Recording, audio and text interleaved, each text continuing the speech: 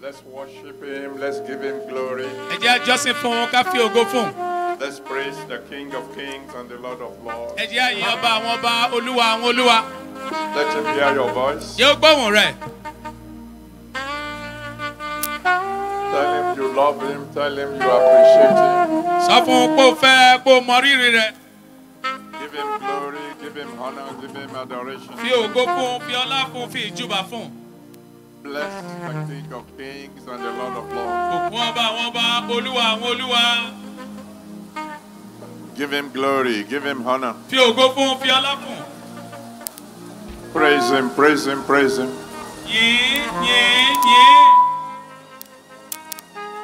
He's worthy to be praised. Worthy to be adored, worthy to be magnified. Praise him. Thank you, Father.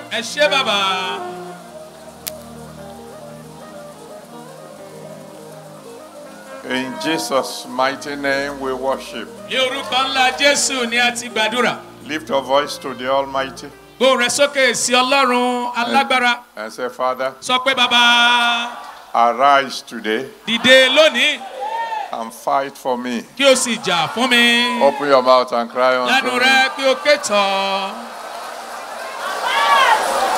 Arise, O Lord. Fight for me. Fight for my family. Fight for your church.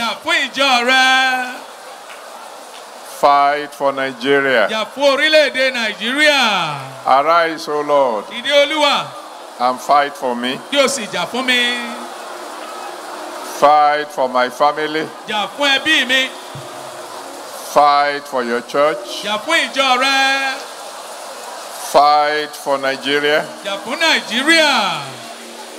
Arise, O Lord,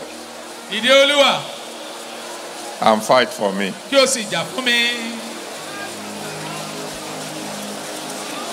Thank you, Father.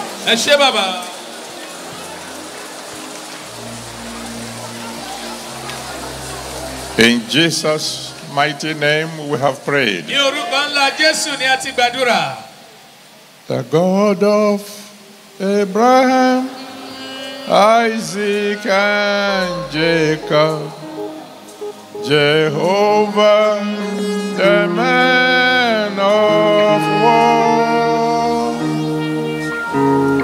His mercy endureth forever and ever.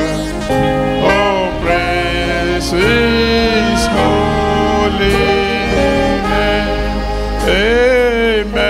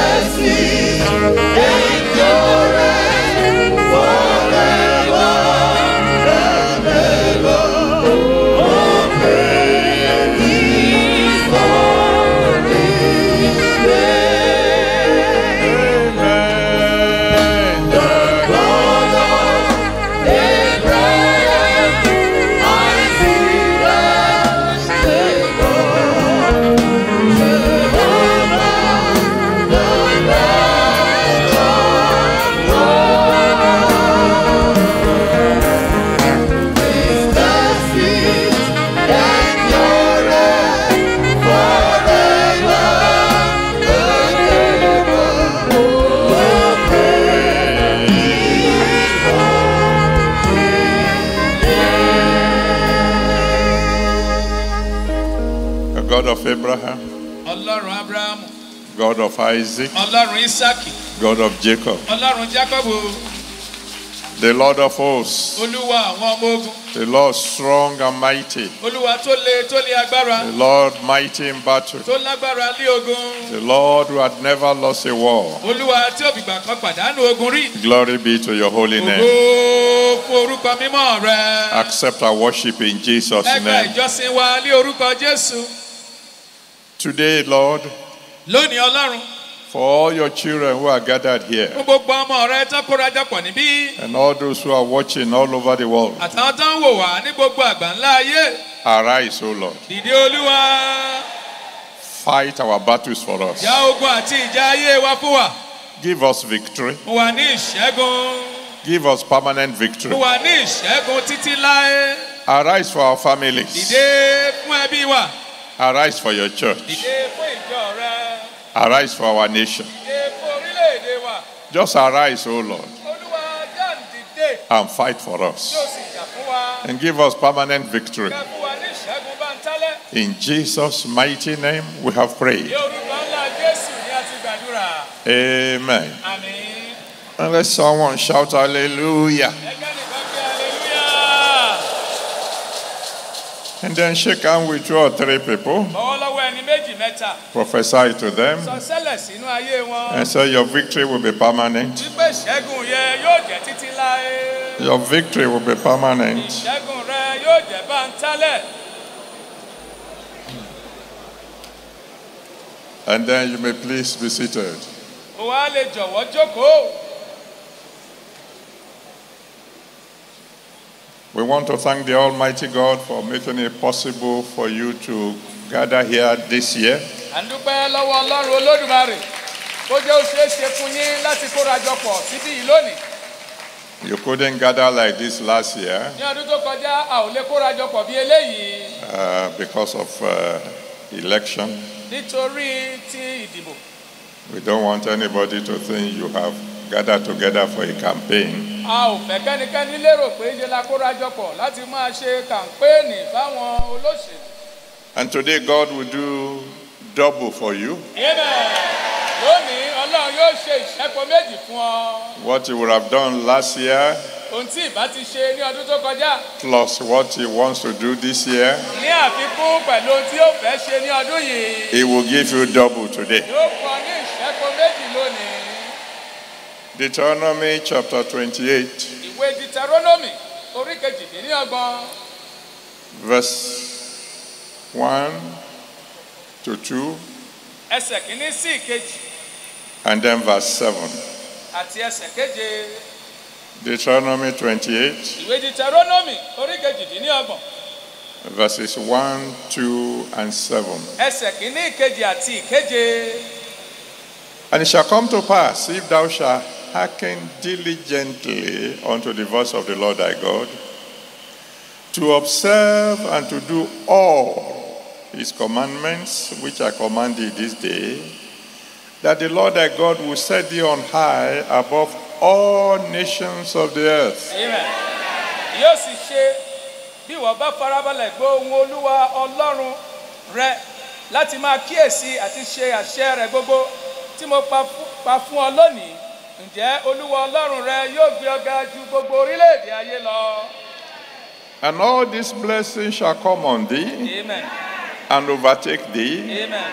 if thou shalt hearken unto the voice of the Lord thy God. Amen. Gbogbo ìbùkún wọ̀nyí yóò sì ṣẹ sórí rẹ, yóò sì bá ọ bí ìwọ bá fetí sí ohùn Olúwa Ọlọ́run rẹ. Verse 7. Ẹsẹ̀ keje. The Lord shall cause thy enemies that rise up against thee to be smitten before thy face. Olúwa yóò mú àwọn ọ̀tá rẹ tí ó dìde sí ọ di ẹni ìkọlù níwájú rẹ.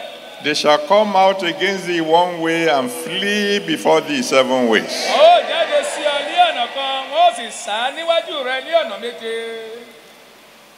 Like we shared with those of you who are the Holy Ghost service on Friday, Gẹ́gẹ́ bí a ti ṣe fi àjọpín pẹ̀lú àwọn tó ń bẹ ní ìsìn mọ́ ní ọjọ́ Ẹtì tó kọjá yìí. because today we want to talk briefly about victory without a fight. Torí lónìí a fẹ́ sọ lérèfé nípa ìṣẹ́gun láìsí ìjà. Life is war. Ogun láyé. From the moment of birth Ní kété tá a bá ti bí ọ till death, títí ó fi tẹ́rí gbaṣọ ní ikú. As a matter of fact, some people began their own war before they were born. Nítòótọ́ àwọn kan ti bẹ̀rẹ̀ ìjà wọn kó tó di pé a bí wọn sáyé. It took a miracle for them not to be aborted. Níṣe ló gba iṣẹ́ ìyanu láì jẹ́ pé wọ́n di ohun ìṣẹ́yún dànù. It is a miracle that many of us were not stillbirth. Àní ó jẹ́ ohun iṣẹ́ ìyanu pé ọ̀pọ̀ wa là bí wa gẹ́gẹ́ bí ọmọ tó ti kú sínú ìyá rẹ̀ tá a fa gbẹgbẹ́ jáde. At the moment the baby is born, Ní kété tá a bí ọmọ náà, he begins to cry a bẹ̀rẹ̀ sí ní ké. because the baby knows the war is on. Torí pé ó mọ̀ pé ogun ti bẹ̀rẹ̀. And the Bible says the last enemy to be conquered is death. Ibẹ̀ sọ pé ọ̀tá ìkẹyìn tá ó ṣẹ́gun tá ó borí rẹ̀ ó ní ikú. 1 Corinthians 15 verse 26. Kìíní Kọ́ríńtì orí kẹẹ̀ẹ́dógún ẹsẹ̀ kẹrìndínlọ́gbọ̀n. 1 Corinthians 15:26. Kìíní Kọ́ríńtì orí kẹẹ̀ẹ́dógún ẹsẹ̀ kẹrìndínlọ́gbọ̀n. Sickness is war. Àìsàn ogun ló jẹ́. The Bible calls sickness affliction. Bíbélì pè àìsàn ní ìpọ́njú. James chapter 5 verse 13. Kìíní Jákọ́bù orí karùn-ún.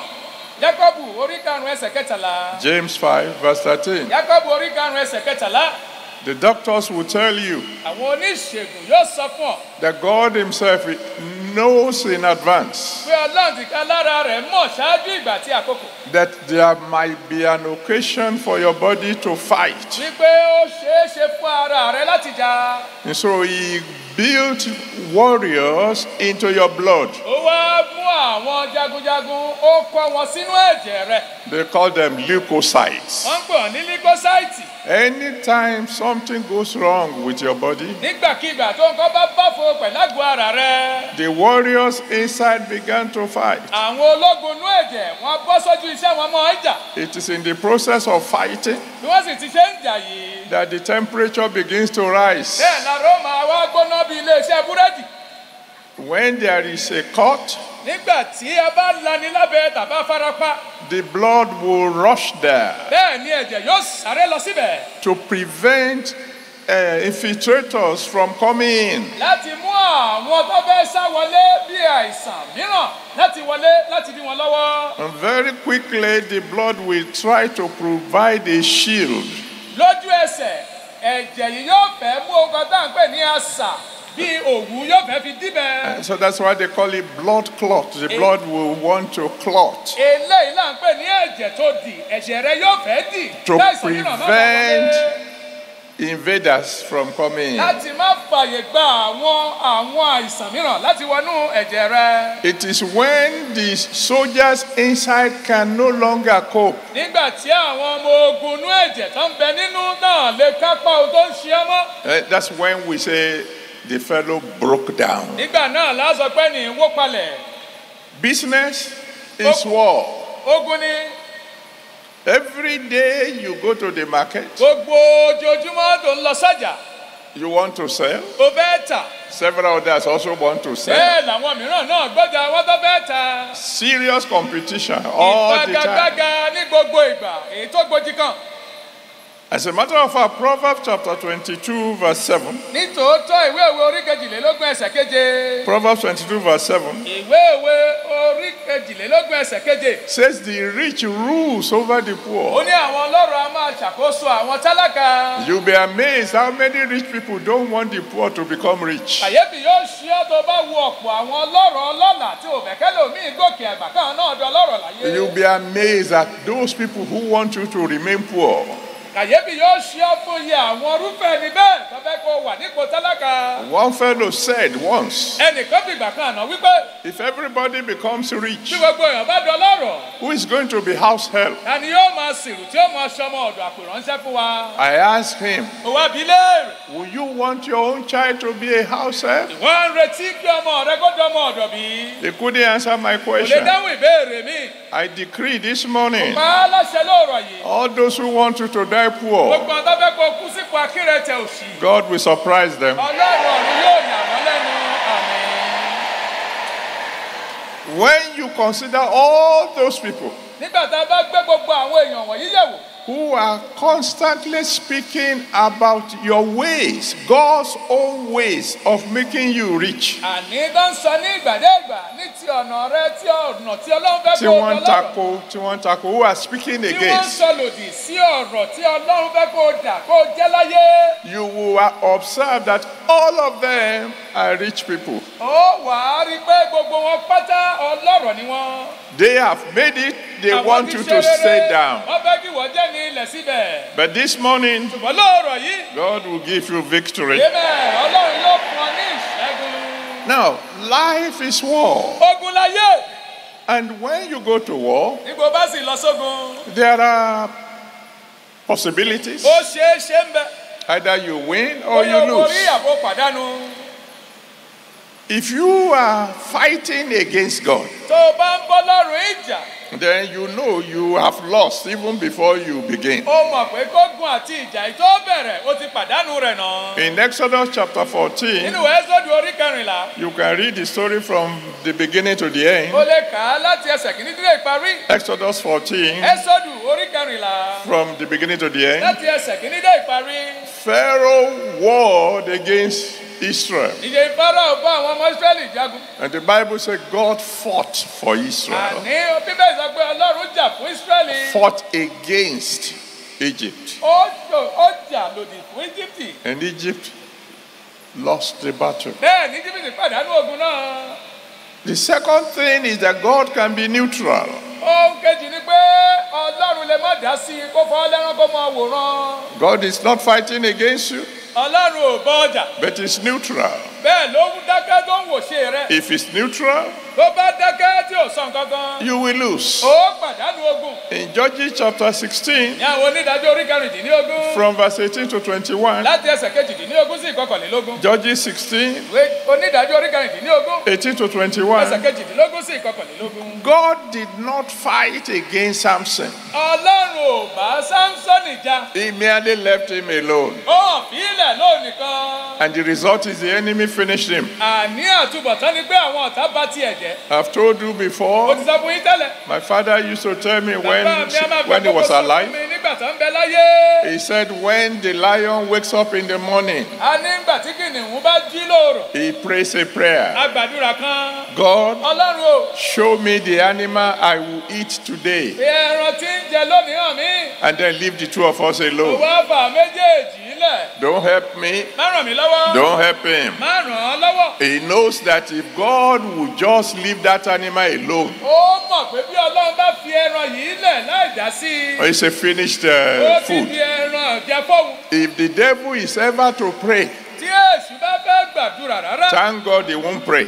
Adúgbò Ọlọ́run pé kò ní gbàdúrà. He will say, God, show me the fellow I will destroy today. A sọ pé Ọlọ́run fẹ́ jẹ́ mi ó ba ti ẹ̀jẹ̀ tí ń parun lónìí hàn. And leave the two of us alone. Òwò àbà méjèèjì sílẹ̀. I pray for every one of you Ó here. gbàdúrà fún olúkúlùkù yín tẹ̀ ń bẹ níbí. God will never leave you alone. Ọlọ́run ò ní bìkà kan fi yín sílẹ̀. Àmín. And then the third possibility Ó ṣeé ṣe kẹta. is for God to fight for you. Ó ní kí Ọlọ́run kó jà fún ọ. And when God is fighting for you, Nígbà tí Ọlọ́run bá sì ń jà fún ọ, victory is certain. ìṣẹ́gun dájú. If God is on your side, Tí Ọlọ́run bá ń bẹ ní ìhà rẹ̀, if He's the one fighting the battle tó for bá you, jẹ́ ọ̀nà tó ń ja ogun náà fún ọ. then you get what we call victory without a fight. Nígbà náà lórí ohun tá à ń pè ní ìṣẹ́gun láìsí ìjàgbá. Like Deuteronomy 28 Gẹ́gẹ́ bí Deuteronomy orí kejìdínlọ́gbọ̀n. that we read this Èyí tá a morning kà lóòrọ̀ yìí in verse 7. ní ẹsẹ̀ keje. He said, the enemies that come against you Ó ní gbogbo ọ̀tá tó dìde ogun sí ọ. will be smitten before your face. A ó lù wọ́n bolẹ̀ níwájú rẹ. Àmín. You're not the one who will smite them. Ìwọ kọ́ ló lù wọ́n. You will just see them coming Ó rí wọn tó ń bọ̀. and then you see them falling. Wà sí rí wọn tó ń ṣubú. He said they will come against you one Ó ní way wọ́n yọ sí ọ ní ọ̀nà kan. and flee 7 Ó sì ways. sá ní ọ̀nà méje. That is victory without a fight. Eléyìí ni ìṣẹ́gun láìsí ìjà. And I'm believing the Almighty God Èmi ń gba Ọlọ́run Olódùmarè gbọ́. for at least 3 people here Ó today. kéré tán ẹni mẹ́ta níbí lónìí. Myself, Èmi, my wife, aya mi, and someone else. àtẹlòmíràn. That from now Pé on, láti sísìn lọ. we will have victory without a fight. Láìsí ìjà.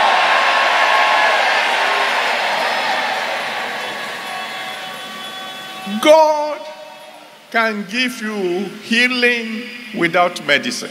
Ọlọ́run lè fún ọ ní ìwòsàn ìmúláradá láìsí pé olóògùn. I have said it that when the forces, the soldiers in you can no longer cope, Mo ti sọ fún ọ pé àwọn ọmọ ogun tó ń bẹ nínú rẹ nínú ẹ̀jẹ̀ rẹ típa àwọn ò bá ká ìṣòro ayé rẹ mọ́. that's when doctors begin to give you medicine. Ìgbà yìí làwọn oníṣègùn yóò bẹ̀rẹ̀ sí fún ọ lóògùn.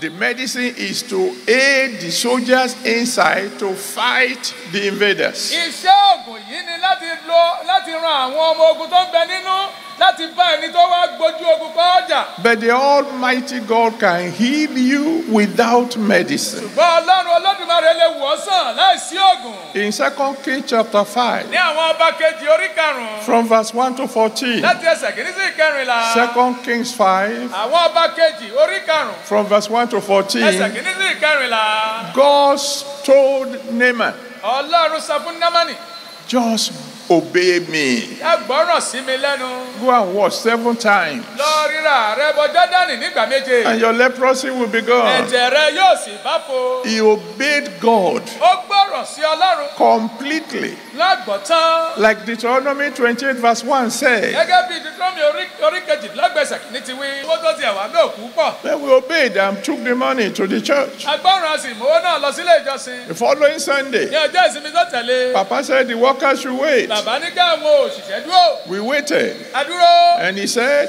Wọ́n wí pé the need has been met. a ti bá ìrìn náà pàdé. Oh, we all rejoiced. Gbogbo aláyọ̀. Then he asked, Wọ́n wá béèrè.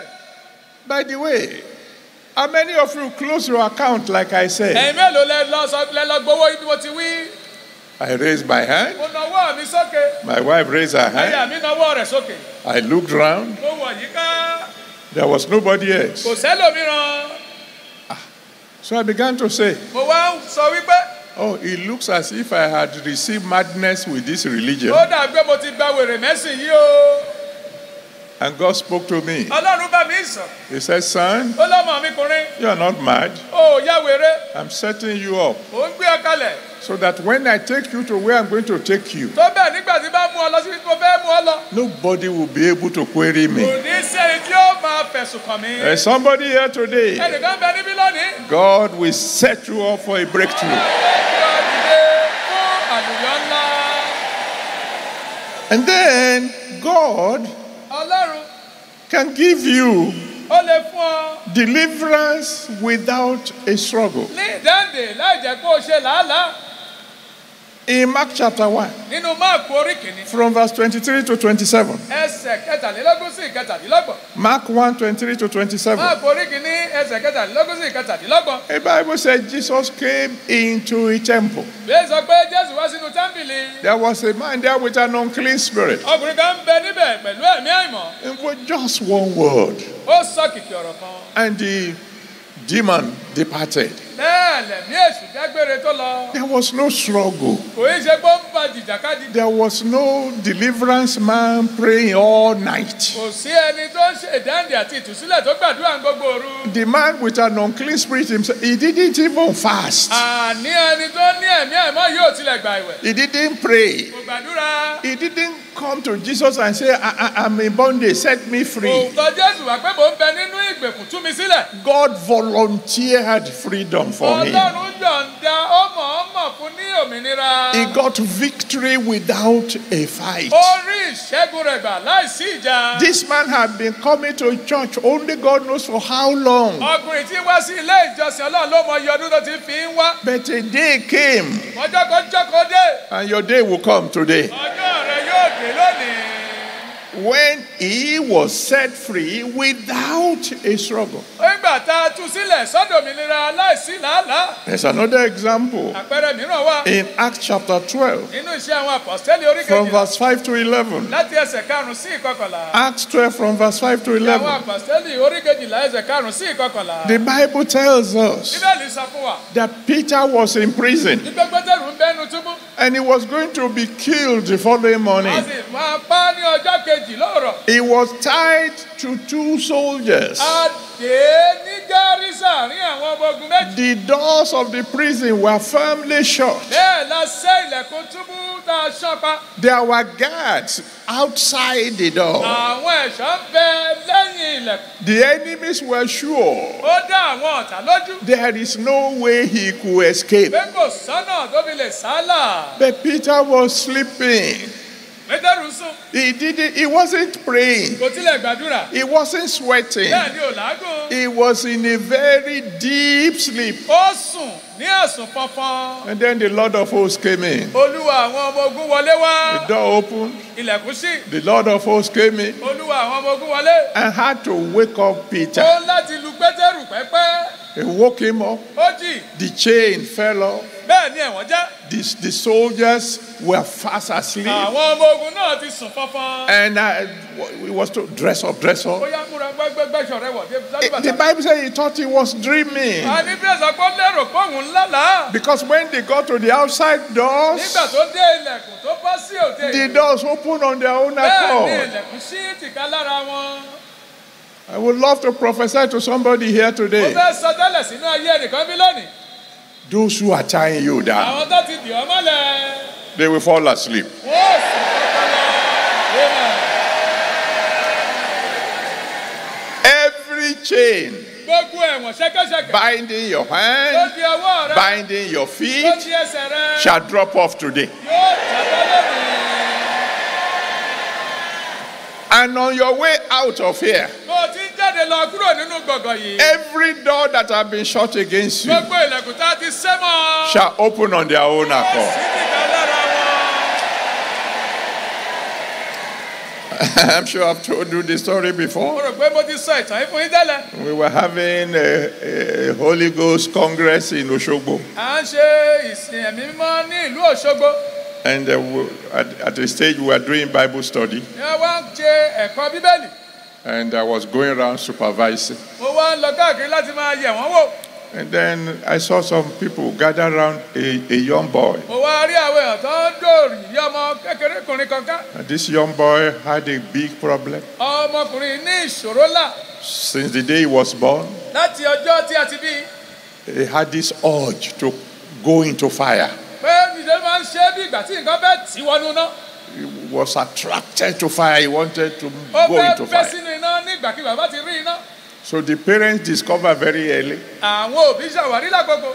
and they kept it far away from the kitchen. Wọ́n wá mú jìnnà rere sí ilé ìdáná. So that day, he told the brethren, Ní ọjọ́ náà ó sọ fún àwọn ará. and they wanted to cast the demon out of Wọ́n him. fẹ́ lé ẹ̀mí ẹ̀mọ́ náà jáde nínú rẹ̀. They surrounded him. Wọ́n dóòyì yípo. They've rolled their sleeves. Bẹ́ẹ̀ náà yí apá aṣọ wọn ká sókè. They were ready for battle. Wọ́n ṣe tán múra ogun sílẹ̀. Then they saw me coming. Wọ́n wá rí mi tí mò ń bọ̀. They said, praise God, Wọ́n ní bro. ẹ bá hallelujah bàbá ló ń bọ̀ Bro yìí is o. coming. Bro ló ń bọ̀ yìí. In those days, we were all like that. You're either a bro or you're a sis. Bóyá bro àbí sis ní ó ní àwọn ọjọ́ wọn ni. So, the bro is coming. Bro ń bọ̀. And when I got there, they said, Ìgbà òde bẹ̀ wọ́n ní pé. sir, we want to cast out this demon out of this boy. Abẹ́ lé ẹ̀mí ẹ̀mọ́ yìí jáde nínú ọmọkùnrin. Will you please join us? Ẹ jọ̀ọ́ darapọ̀ mọ́ wa. I said, of course, Ní kò burú. provided you allow me to pray first. Ẹ bá tẹ pápá ìgbà mi kí n kọ́kọ́ gbàdúrà. Because I saw the way they were getting ready. Lórí mo rí bá ti ń múra ogun lẹ̀. These people are ready for real Wọ́n ti battle. múra fún ogun gidi. So I prayed a simple prayer. Wọ́n ti gbàdúrà tó rọrùn kan. I commanded the demon to leave. Mo pàṣẹ ẹ̀mí ẹ̀mọ́ ìwọ jáde kó bẹ́ẹ̀ ni. And then I began to go. Mo sì ń lọ. They said, is that all? Wọ́n ní àṣẹ kò jù bẹ́ẹ̀ lọ. I said, what Mo ní else? kí ó tún kù. You want me to wait for the devil to pack his load? Ẹ fẹ́ kí n dúró dè ṣùgbọ́n tó ti ń kẹ́rù rẹ̀ náà. The word has gone out. Ọ̀rọ̀ ti jáde lọ. It has to be obeyed. Àṣẹ tán lẹ́yìn ọ́ láti gbọ́ràn. The program ended. Ètò ìjọsìn parí. And I was passing through Ife. Mo wá ń gba ìlú Ifẹ̀ kọjá. And I decided to visit one of my boys. Mo wá gbẹnu pé wọ́n bẹ̀ kan lára àwọn ọmọkùnrin mi wò. Lo and behold, Ó tiẹ̀ pé the young boy that we were praying for ọ̀dọ́mọkùnrin tó ń gbàdúrà fún. was there in the house. Ó ń bẹ nínú ilé. He was the one who went to the kitchen to prepare my food. Sí ilé ìdáná láti lọ dáná oúnjẹ fún mi. Because the word has already gone Torí out. pé ọ̀rọ̀ ti jáde lọ. And the word is going out today Ọ̀rọ̀ ń jáde lọ lónìí. to every one of you in bondage. Gbogbo ẹ̀jẹ̀ ń bẹ nínú ìgbèkùn. In the name that's above every other name, Orúkọ tó ju gbogbo orúkọ mìíràn yìí lọ. be free. Ẹ dòmìnira.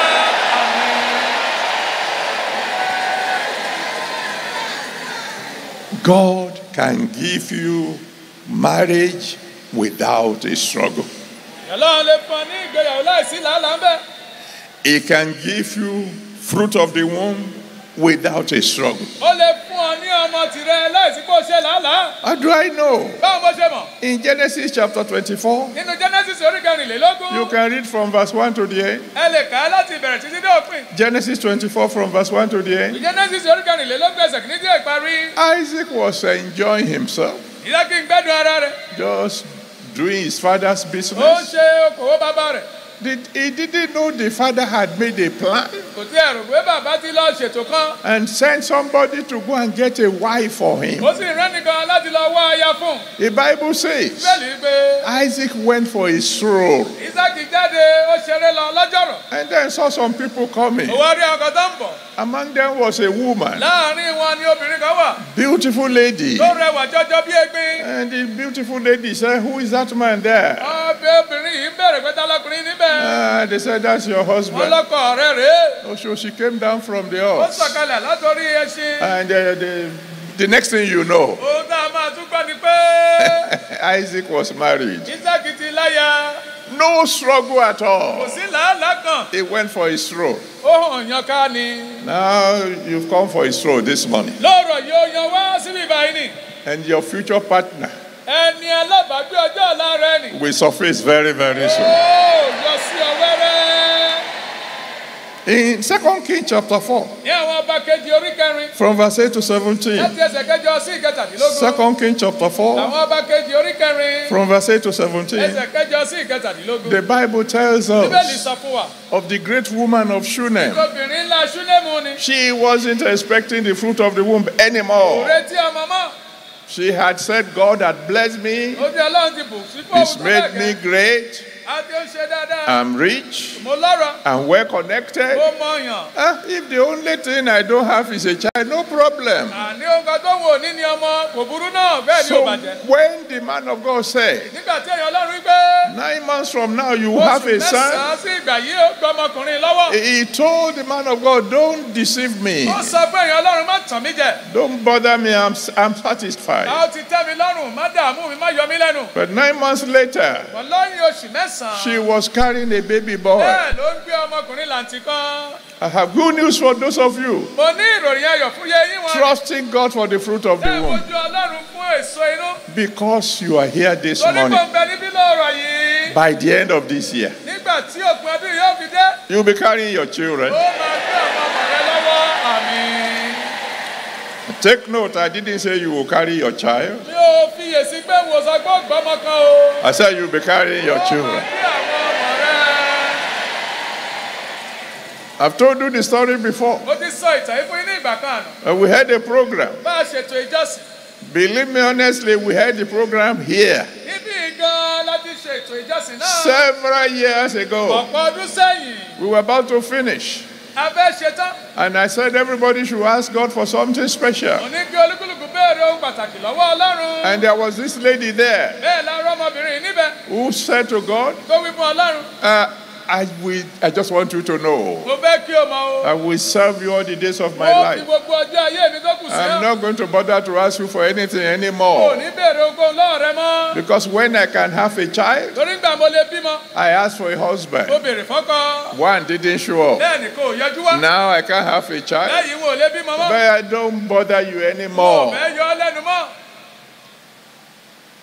Few days later, Ọjọ́ díẹ̀ lẹ́yìn èyí, a man came ọkùnrin kan wá. and said, "Sister, Ó ní sìsà. thus saith the Báyìí Lord, ni Olúwa wí. you are my wife." Ìwọ láyà mi. She said to him, Ó wá wí fún. "Go and pray again, Lọ tún àdúrà rẹ gbà. because I can't be your wife." Torí mi ò lè jáyà rẹ. The man said, "Why not?" Ẹ̀hún ní kí ó dé. It's because he asked him, "Don't you want children?" Ṣé wo ò fọ́mọ bí? That one said, "That's not the problem." Òní ẹni kì í ṣe ṣòro. He Kì í said, ṣe wàhálà. he said, "Because I am past the age of childbearing." Olóòwì ti kọjá orí ọjọ́ orí tí bímọ. The man said, "Praise God." Bẹ́ẹ̀ lọ́kùnrin sọ pé ẹ bá òun yìí náà lógo.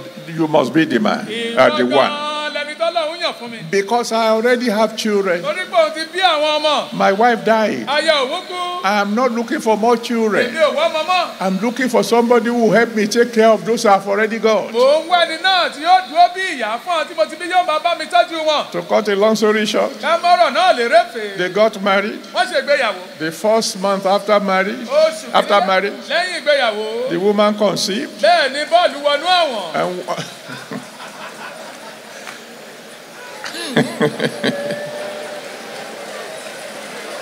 God will put laughter in the mouth of somebody.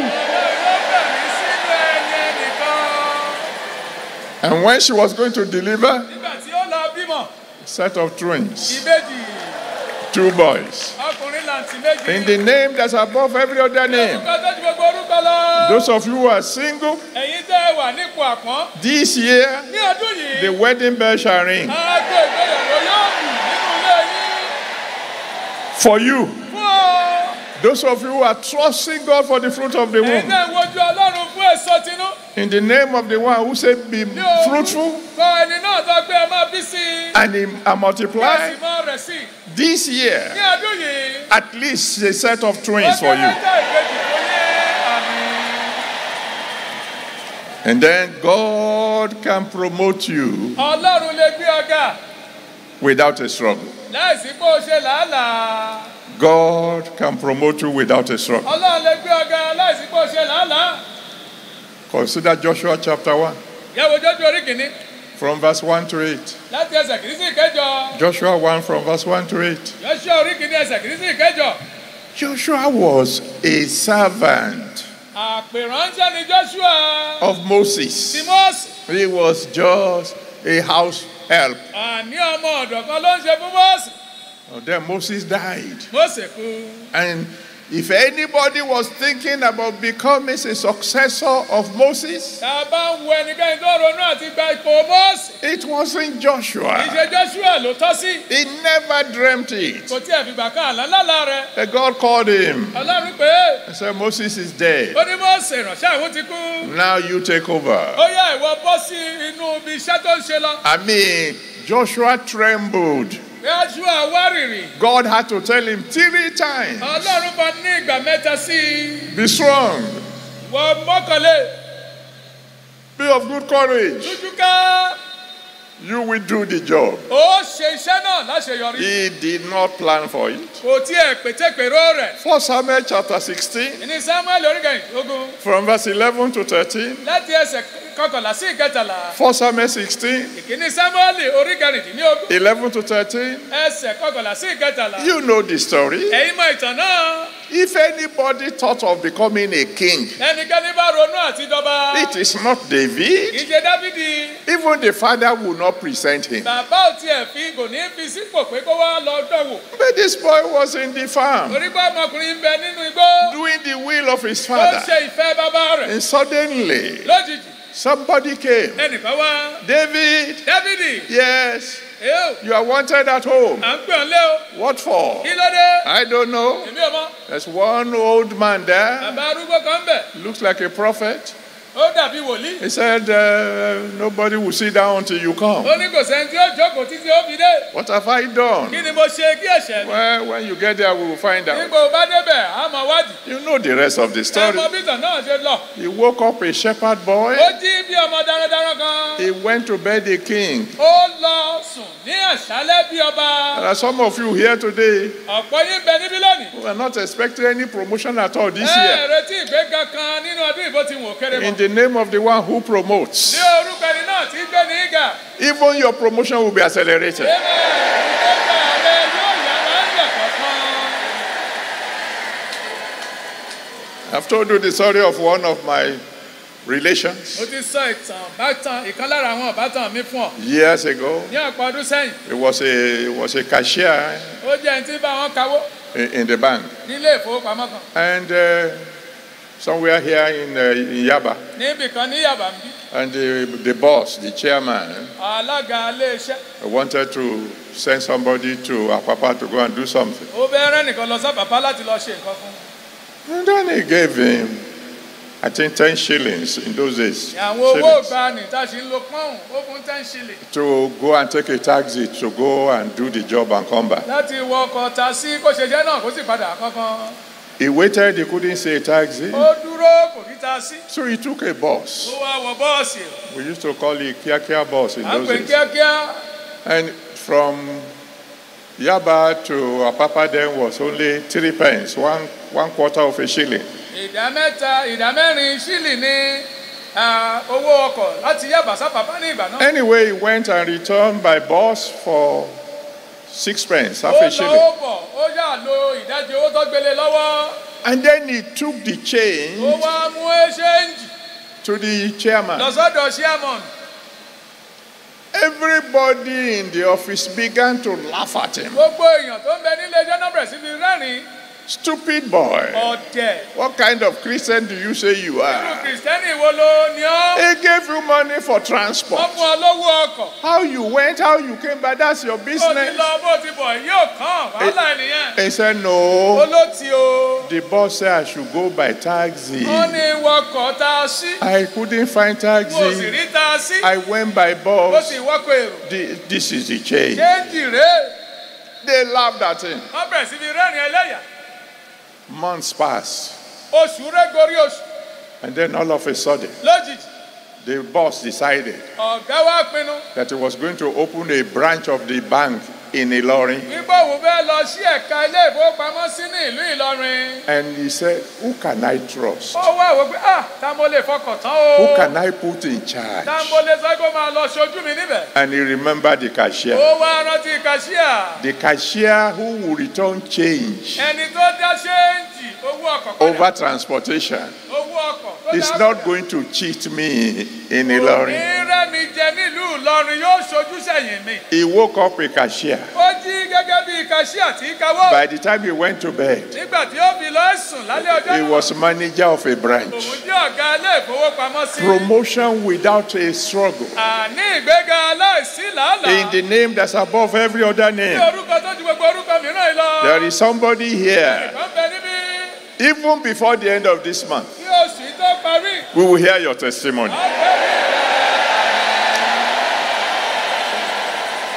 Finally, lákòótán God can give you victory Ọlọ́run lè fún ọ ní ìṣẹ́gun without a fight. láìsí ìjà. I mean, complete victory ìṣẹ́gun ní gbogbo ọ̀nà without a fight. láìsí ìjà. In 2 Chronicles chapter 20, Èjì Kíróníkà orí ogún. 2 Chronicles chapter 20, Èjì Kíróníkà orí ogún. from verse 20 to 25, láti ẹsẹ̀ ogún sí ìkarùndínlọ́gbọ̀n. the Bible tells us Bẹ́ẹ̀lì sọ fún wa. that from mighty kings, àwọn ọba alágbára 3 of them, mẹ́ta wọn they came against Jehoshaphat. wọ́n kọjú ogun sí Jèhóṣáfátì. They were going to wipe him out. wọ́n fẹ́ parun ráúráú. Jehoshaphat went before the Almighty God. Jèhóṣáfátì lọ síwájú Ọlọ́run alágbára. How do I handle this one? náà mo ṣe lè lọ dojú ogun pa àwọn wọ̀nyí. And God said, don't worry Ọlọ́run gbogbo yourself. máa yọra rẹ lẹ́nu. All you need to do is just sing and praise me. ohun gbogbo tó nílò àti jẹni jẹ́ mọ́ ọkọrin kò sì mọ́ yìn mí. I will take care of the situation. ó ṣe ìkápá wọn. You know the rest of the story. ẹ mọ bí ìtàn náà ṣe forí sọ. The enemies destroyed themselves, àní ọ̀tá níjẹ́ náà para wọn run. and all their wealth was converted gbogbo ọrọ̀ wọn a sì kó to Jehoshaphat. fún Jèhóṣáfátì. There's another story in 2 Kings chapter 19. ìtàn mìíràn ní àwọn ọba kejì orí kọkàndínlógún. 2 Kings chapter 19. àwọn ọba kejì orí kọkàndínlógún. You can read it from verse 1 to ẹ 37. lè kà láti ẹsẹ̀ kìíní sí ìkẹtàdínlógójì. One great king called Sennacherib ọba ńlá kan tá à ń pè ní Sẹnakérúbù. came against the king of Israel níṣẹ́ ló dojú ogun kọ ọba Ísírẹ́lì. and told the king, ó sọ fún ọba náà. as all other nations, béèrè lọ́wọ́ àwọn orílẹ̀-èdè tí mo ti yálù. I've already finished them all. mo ti gba tiwọn jẹ́ mo ti pa wọ́n run.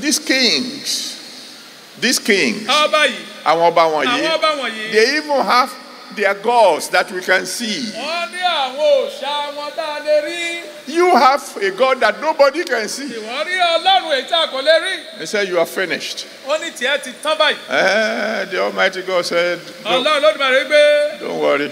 má yọra rẹ lẹ́nu. I will take care of him. ó ṣèkápá rẹ. The Bible said, bíbélì wípé. God sent just one angel. áńgẹ́lì kan péré lọ́lọ́run rán. Just one angel. áńgẹ́lì kan péré lọ́lọ́run rán. Fighting for just one night. ó jà fún òru kan péré. And he finished 185,000 soldiers. àìmọye àwọn ọmọ ogun rẹ̀ ló padà. Many of you never heard this story before. ọ̀pọ̀ ilẹ̀ ìfìgbà kan àná gbọ́ ìtàn yìí tẹ́lẹ̀. When we decided to move to Redemption Camp nígbà tá a pinnu àti lọ sí ilẹ̀ ìpàgọ́ to hold our first convention there, láti ṣe àjọ̀dún wa àkọ́kọ́ níbẹ̀. we went by faith. a fi ìgbàgbọ́ lọ ni. Everything we did was by faith. ohun gbogbo tá a ṣe inú ìgbàgbọ́ la fi ṣe. And we had a beautiful, beautiful convention. a sì ní àjọ̀dún ọlọ́dọọdún tó rẹwà jọjọ. Shortly after the convention, kété lẹ́yìn àjọ̀dún ọlọ́dọọdún. they brought a woman down. wọ́n gbé obìnrin kan wá. Some of the people here will know who the woman was. àwọn kan lára àwọn àgbà tó ń bẹ níbí yóò mọ ẹni tóbìnrin náà ń ṣe. Anyway, she was confessing because she was under serious agony. níjẹ́ ló bẹ̀rẹ̀ sí ní kàbòròbò torí pé ìrora ti mú un. We wanted to pray. Hey, before you pray for me, you need to hear what I have to say. bàbá gbàdúrà ní ẹjọ́ gbàdúrà àmọ́ ẹjẹ́ tí ẹgbọ́n ohun tó ń fẹ́ sọ náà. We heard that you were coming to this campground. a gbọ́ pẹ̀ ń bọ̀ sílẹ̀ ìpàgọ́ yìí. And we decided to come ahead of you and take over the land. àwa wá ṣáájú yín ká lè gbalẹ̀ náà. 3 of us. mẹ́ta nú àwọn. 3 major witches. àwọn olórí àjẹ́ mẹ́ta. We came àwa ahead, ṣáájú yín. but before you arrived, ẹ tó dé. the angel of the Lord arrested us. áńgẹ́lì olúwa gbá wa mú. Of the 3, nínú àwọn mẹ́ta. one died immediately, ìkan kú lójú ẹsẹ̀. one became a hunchback, ìkan súké. the third one was the one who was confessing. ìkẹta ló bẹ̀rẹ̀ sí kàbòrò. We didn't know there were witches àwọn there. ò tiẹ̀ mọ̀ pàjẹ́ kan bẹ́ẹ̀ bí kíbi. We didn't know anybody came to sabotage us. tó ti wá yánlẹ̀dẹ̀ wá. But there is a God called the Lord of Hosts. ṣùgbọ́n ní ọlọ́run kan tá à ń pè ní ọlọ́run àwọn ọmọ ogun. He sent an angel ahead of us, ó rán áńgẹ́lì lọ síwájú mi. arrested the enemies, ó mú àwọn ọ̀tá. and finished them. ó sì pa wọ́n run. In the name that's above every other ní name. orúkọ náà tó ju gbogbo orúkọ mìíràn yìí lọ. Enemies you know, ọ̀tá tó mọ̀ ní. enemies you don't know. èyí tó kò mọ̀. Daddy will take care of them today. àwọn ọmọ lónìí àmì. That's why we have to close now. ìdáná bí gbogbo pa sí ìdánudúró rèé. Because I know somebody is going to pray some very serious prayer today. ọ̀pẹ́ nìkan yóò gbàdúrà tó gbójú kankan lóòrọ̀ yìí. The Bible says, bíbélì wípé if God be for us, bí ọlọ́run bá ń bẹ fún wa. who can be against ta us? ló lè kọjú ìjà sí wa. There's only one answer to that question. ìdáhùn kan ló ń bẹ sí ìbéèrè. Because when we ask that question, we have always said, nobody. tá a bá béèrè béèrè ẹ máa sọ pé kò sẹ́nikẹ́ni. I have always tell my children, mo máa ń gbẹ gbogbo sọ fún àwọn ọmọ mi. look at your Bible very well. bíbélì rẹ dáradára. He just asked the question ó béèrè ni. and put question mark. ó sì fi àmì ìbéèrè ó fi sí gàdàgbà lẹ́yìn. He didn't answer the question. kò dáhùn ìbéèrè náà. If God is for you, bí ọlọ́run bá ń bẹ fún ọ.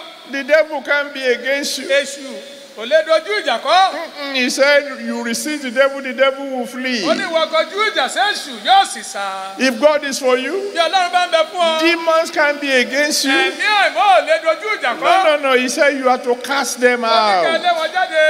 If God is for you, bí ọlọ́run bá ń bẹ fún ọ. sickness can be against àìsàn you. ò lè dojú ìjà kọ́. He sent his word and healed ó rán them. ọ̀rọ̀ rẹ̀ ó sì mú ọ lára dá. If God is for bí you, ọlọ́run bá ń bẹ fún ọ. poverty can be against òṣì you. àti àìní ò lè dojú ìjà kọ́. Because he said, my God shall supply all your ó ní needs ọlọ́run yóò pèsè fún gbogbo àìní rẹ. according to his riches in glory. gẹ́gẹ́ bí ọ̀rọ̀ rẹ̀ nínú ògo. If God is for you, bí ọlọ́run bá ń bẹ fún ọ. failure can be against ìkùnà you. ìrírẹ́ ni ò lè dojú ìjà kọ́. Because the Bible says, bíbélì wípé I can do all èmi lè sọ things gbogbo through Christ who nípasẹ̀ strengthens Kristi me. tó fagbára ró mi.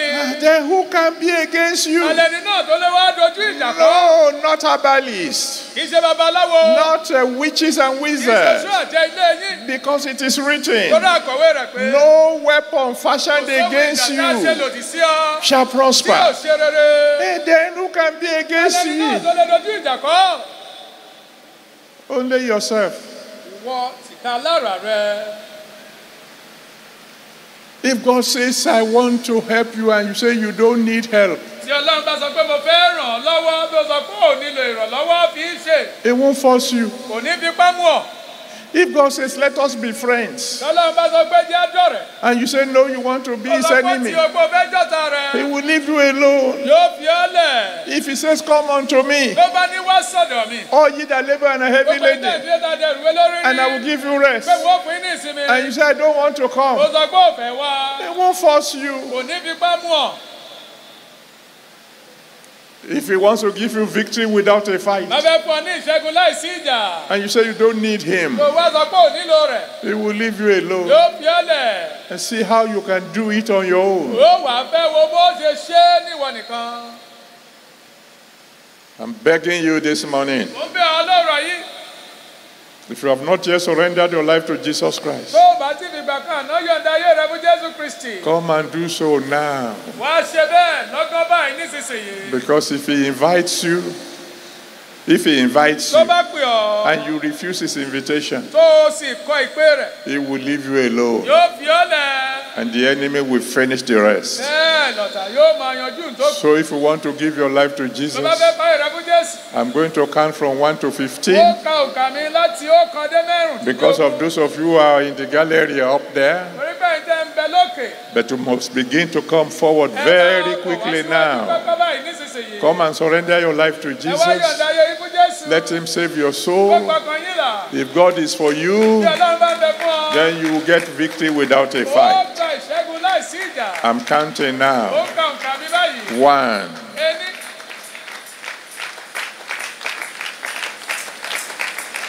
2, Èjì. and if you are coming, you have to come very Tó bá quickly. ń bọ̀ máa bọ̀ wá kánkán. The choice is yours. Kíyàn náà ti rẹ ni. Nobody is going to force you. Kò sẹ́ni tí ó fipá mú ọ. God himself will not force you. Ọlọ́run ti ka lára rẹ̀ ò ní fipá mú ọ. 3, Ẹja.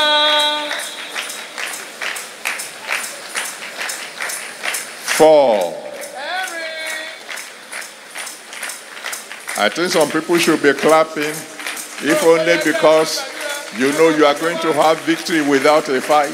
Pé ọmọ kò ní ìṣẹ́gun láìsí ìjà. 5, Àrùn.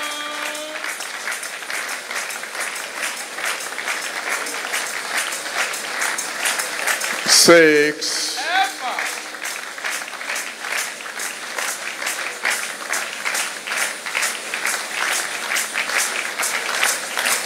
7, Méje.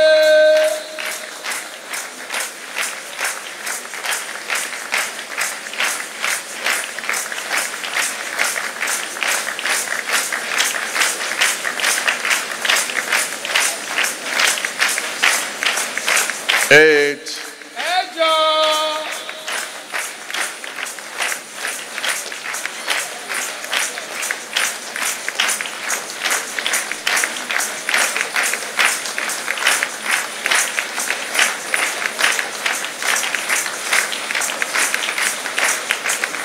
and those of you who are clapping, you will never be defeated again. Ẹ̀yin tẹ́ ń tọ́jẹ́wọ́ ẹ̀kú yóò jẹ ẹni ìkólẹ̀ mọ́.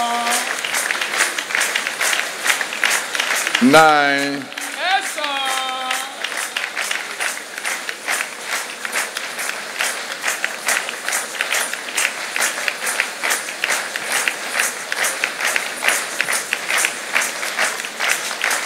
10, Ẹ̀wá.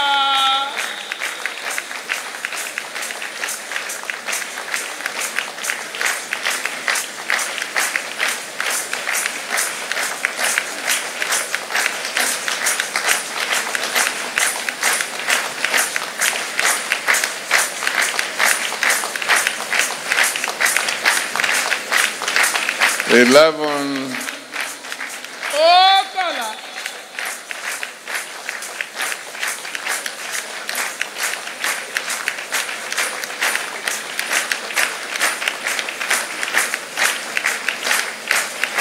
12,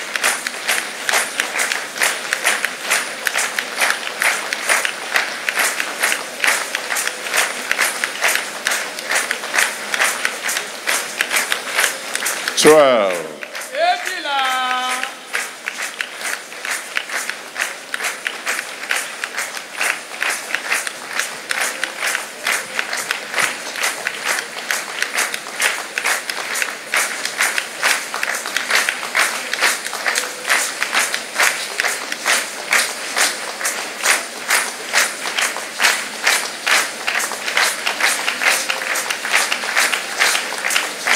13.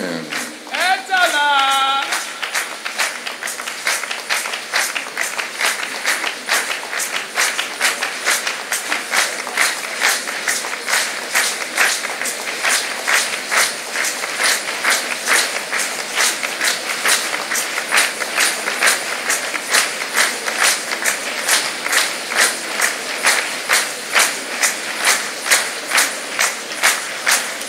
14.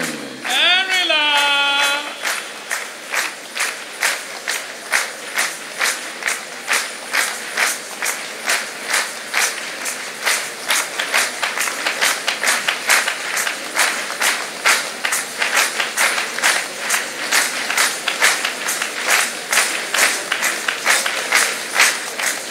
'Now those of you on the way, just keep coming, keep coming. Ẹ̀yin tẹ́ ń bọ̀ lọ́nà, ẹ máa bọ̀ títí ó fi déwájú. Make sure you get here before I finish praying. Ẹ rí dájú pé ẹ débí kí tó dẹ́kun àti gbàdúrà.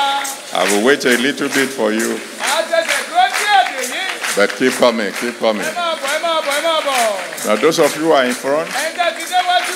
you cry unto the Almighty Ẹ God sọ̀tọ̀ Ọlọ́run Olódùmarè. and ask Him to please save your soul. Ẹ tó jọ̀wọ́ kó gbọ̀kàn yín là. Tell Him you will surrender completely to Ẹ sọ Him pé yọ̀ǹda ayé yín fún láyọ̀ tán. so that He can become your ally. Kóun lè di olùgbèjà rẹ. Ask Him to forgive all your Ẹ sins fẹ́ kó dárí gbogbo ẹ̀ṣẹ̀ rẹ jì ọ́. and receive you into the family of Ó God. sì gbà ọ́ sínú mọ̀lẹ́bí Ọlọ́run. Ask Him to give you a brand new Ẹ beginning. fẹ́ kó fún ọ ní ìbẹ̀rẹ̀ ọ̀tun àyànrán. Tell Him you will do His Sọ will. fún pé ó ṣe ìfẹ́ rẹ̀. Go ahead, talk to the Almighty God. Tẹ̀síwájú bá Ọlọ́run Olódùmarè And sọ̀rọ̀. those of you on the way, pray the same prayer. Ẹ máa bọ̀, ẹ máa bọ̀.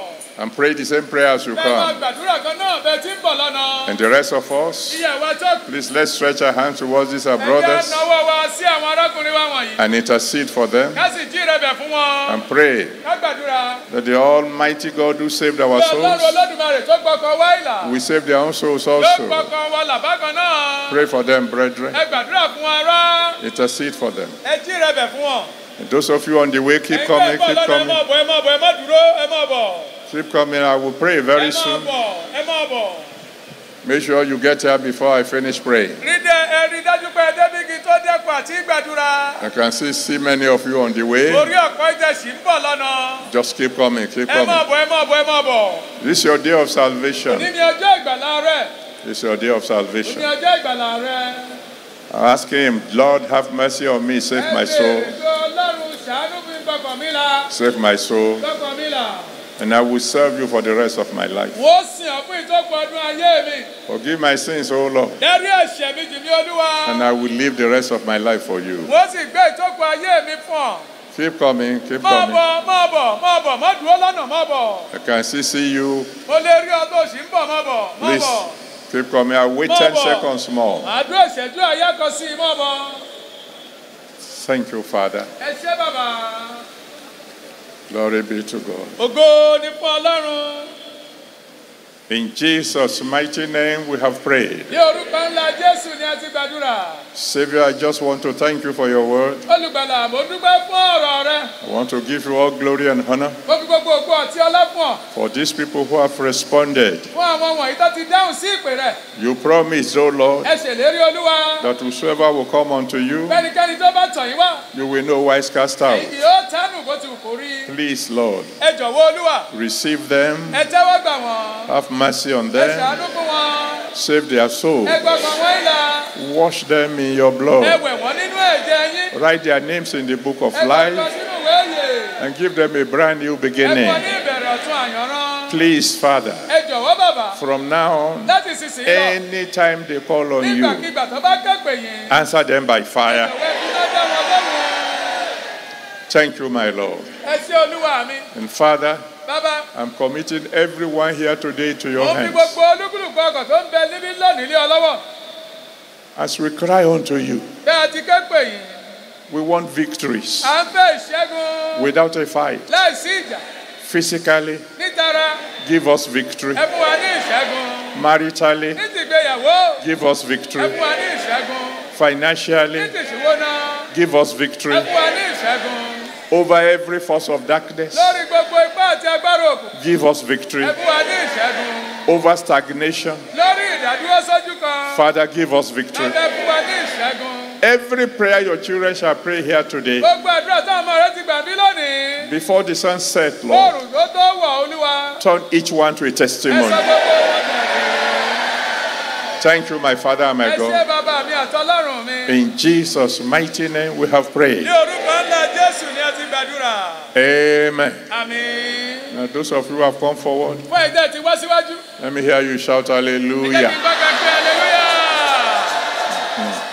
Now, I rejoice with you Mo ń bá yín yọ̀ because from now on, láti sísìn lọ. by the grace of God, Nípa orí ọ̀fẹ́ Ọlọ́run. I'll be praying for you. Bàbá ò mọ gbàdúrà fún yín. So I'm going to need your names, Wọ́n nílò orúkọ yín bí ṣe. your address, Àdírẹ́sì and yín. your prayer Àti requests. ẹ̀bì àdúrà yín. So the counselors will give you a card. Àwọn agbani ní ìmọ̀ràn yóò fún yín ní ìwé pélébé kan. If you haven't got one, just keep waving your hand till Mo máa they give juwọ́ you rẹ one. tó bá tí ì gbà. I want you to fill the card. Mo fẹ́ kẹ́ ẹ fọwọ́ sí ìwé náà. Give me the information I need, Kẹ́ ẹ fún mi ní ìfitónilétí tí mo nílò. and I promise you I'll be praying for you. Mo ṣèlérí pé ó máa gbàdúrà fún yín. But to stay where you are for Ẹ dúró now, mi tẹ́ wà nísinsìnyí. because all of us want to pray together. Gbogbo wa fẹ́ gbàdúrà papọ̀. I've asked God to answer your prayers. Mo ti sọ pé kí Ọlọ́run kó dáhùn àdúrà yín. It's now up to you to pray. Ó wá kù ọ́ kó gbàdúrà. So every one of us here, Gbogbo apáta náà ń bẹ níbí. this being a very special day, Èní jẹ́ ọjọ́ àrà ọ̀tọ̀. we have come right into the open Ẹ wá sí gbangba gbayawu. to go and meet the Almighty God. Láti wá bá Ọlọ́run Olódùmarè pàdé. Lift your voice to Him Gbóhùn rẹ sókè sí i. loud and clear Lóhùn goro. and say, Father, Bàbá Lord of hosts, Olúwa àwọn ọmọ ogun. give me victory Fún today, mi ní ìṣẹ́gun lónìí. victory without a fight, Ìṣẹ́gun láìsí ìjà. over sickness, Lórí àìsàn. over poverty, Lórí òṣì. over Lórí barrenness, ìyàgàn. over failure, Lórí ìkùnà. over stagnation. Lórí ìdádúró sójú kan. Please, Lord, give me victory Olúwa jọ̀wọ́ fún mi ní ìṣẹ́gun. without a fight Láìsí today. ìjà.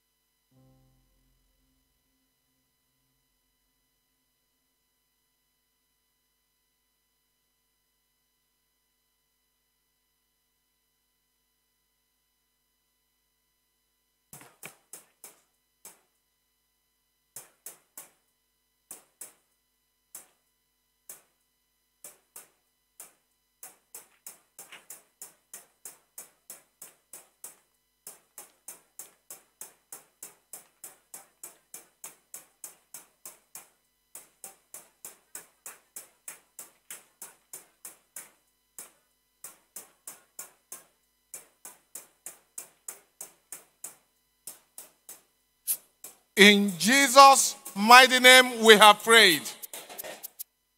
In Jesus' mighty name we have prayed.